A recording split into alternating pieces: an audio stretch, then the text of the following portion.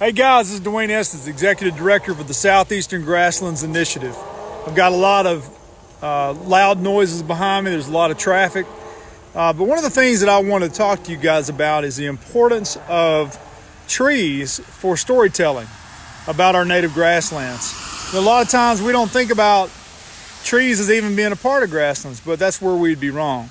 So I've been out and about near my house today, this afternoon, running some errands, and there's a tree behind me which is a perfect example of a storyteller species. And so this large tree right here would go unnoticed by most passersby and casual observers, but here's its leaf. It's a pretty unusual leaf. It's got sort of this 3 lobes at the top.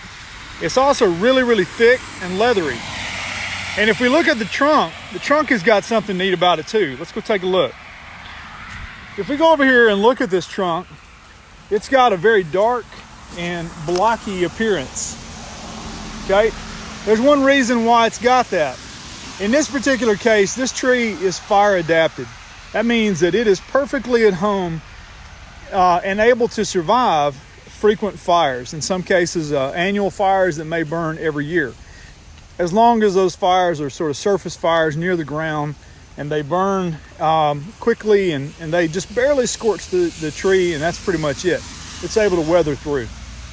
So what is the story that this tree called a blackjack oak has to tell?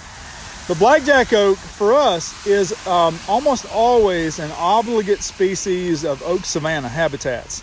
So when you see a tree, a blackjack oak or a post oak, for example, certain types of pines, those trees are all good storyteller species, and depending on which type it is, it could indicate that where you're standing historically was a savanna.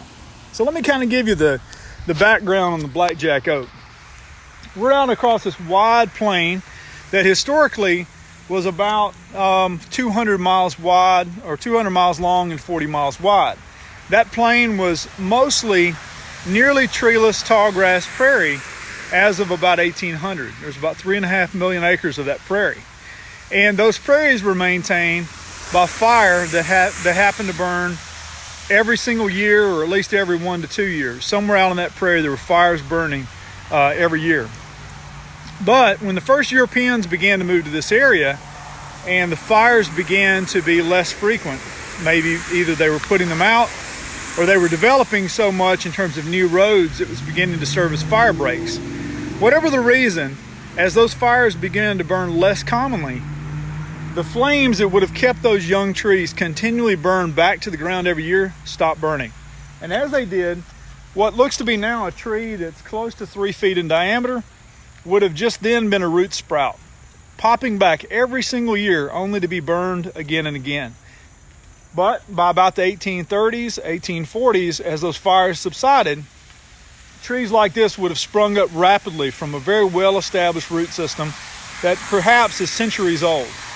And as it pops up, it begins to form a small tree.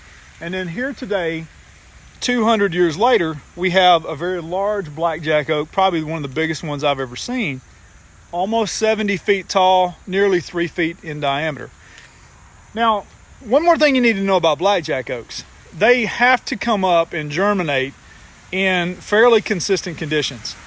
You're never going to find a blackjack oak seedling, for example, popping up in that grassy lawn. You're never going to find a blackjack oak popping up in that tree line spread by squirrels. It just doesn't happen.